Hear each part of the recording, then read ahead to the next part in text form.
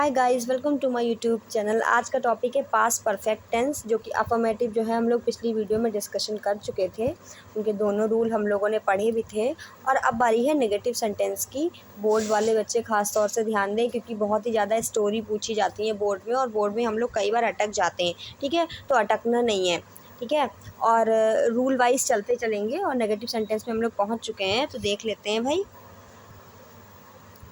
देखते हैं भाई। नेगेटिव सेंटेंस तो आपने पहचान तो ऑलरेडी पढ़ ही रखी है, क्योंकि हमने पिछली वीडियो में डिस्कशन भी किया था कि जैसे सिंपल सेंटेंस में प्रयोग होता है ना, और लास्ट में चुका था, चुकी थे, था, थी, थे, या ये आदि शब्द आते हैं ना। इस तरीके से डिस्कशन हुआ था और बताया भी था। तो नेगेटिव सेंटेंस देखते हैं। बिफोर आफ्टर आपको पहले ही पता रखा है कि बिफोर और आफ्टर सेंटेंस में दिए होते हैं। तो पहला सेंटेंस अगर बिफोर लगा हो, अगर आपको सेंटेंस में बिफोर यानी कि पहले मिल रहा हो, तो पहला जो पार्ट बनता है, यानी कि पहला जो पार्ट बनेगा वो तो हमारा पास्ट परफेक्ट में बनेगा, यानी कि हैड और थर्ड फॉर्म लगी होगी। लेकिन सेकंड पार्ट जो बनता है वो पास्ट इंडेफिनिट के अकॉर्डिंग बनता है। सेकंड पार्ट कैसा बनता है? पास्ट इंडेफिनिट में, ऐसे कह सकते हैं। ठीक है, पास्ट इंडेफिनिट का रूल तो आपको पता ही होगा। सब्जेक्ट, वर्ब की सेकंड फॉर्म, ऑब्जेक्ट, और इंटरोगेटिव या नेगेटिव होता है तो डिड लगा होता है और फर्स्ट फॉर्म लगी होती है।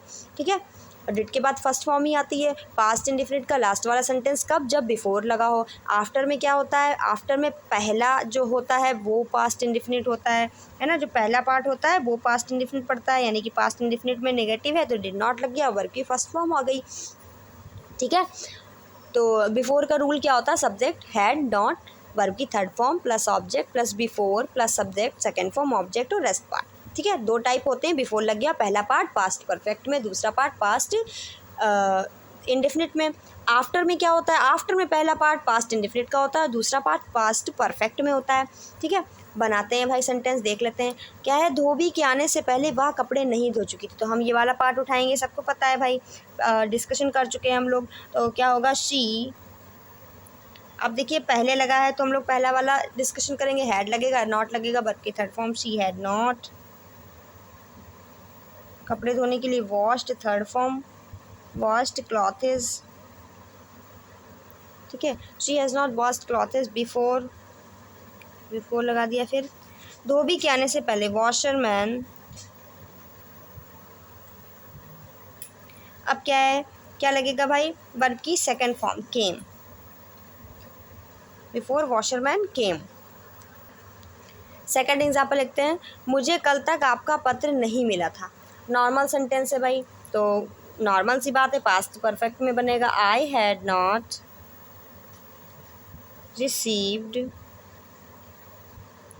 ठीक है, रिसीव्ड किसका? आपका पत्र, your letter.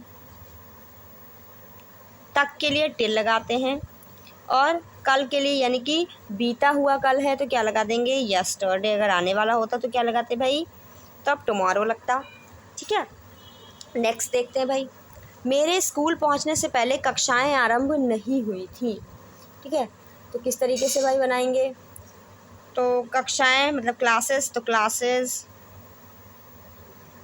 Classes had not started before I reached school. Okay, rule के अकॉर्डिंग लाते जाएंगे। नेक्स्ट, उसने ताजमहल पहले कभी नहीं देखा था। तो क्या बनेगा? ही या शी, जो भी हम सब्जेक्ट मान लेते हैं हो जाएगा। ठीक है, तो उसने ताजमहल पहले कभी नहीं देखा था। He had not seen the Taj Mahal, या खाली ताज भी आप लिख सकते हैं। ठीक है, आप खाली ताज भी लिख सकते हैं या महल भी लिख सकते हैं, दोनों सही होंगे। ठीक है, पहले कभी, ever before, ever before. Okay, next, रोगी के ठीक हो जाने के बाद डॉक्टर साहब नहीं आए थे। तो भाई ये वाला जो पार्ट है वो पहले बनेगा, और बाद वाला है तो हमने बाद वाला रूल क्या डिस्कशन किया था? अगर आफ्टर है तो हमने क्या लगाना है? पहले डिड नॉट और वर्ब की फर्स्ट फॉर्म लगानी है। ठीक है, तो देख लेते हैं भाई। डॉक्टर साहब, तो doctor, the doctor did not come after, रोगी के ठीक हो जाने के पहले। द पेशेंट PATIENT पेशेंट ठीक हो जाने के लिए क्योर लगाते हैं और थर्ड फॉर्म लग जाएगी तो हैड क्योर्ड। ठीक है, doctor did not come after the patient had cured. Okay, recovered भी लगा सकते हैं आप। तो ये तो हो गए हमारे पास्ट परफेक्ट के negative sentence. Okay, thank you for watching.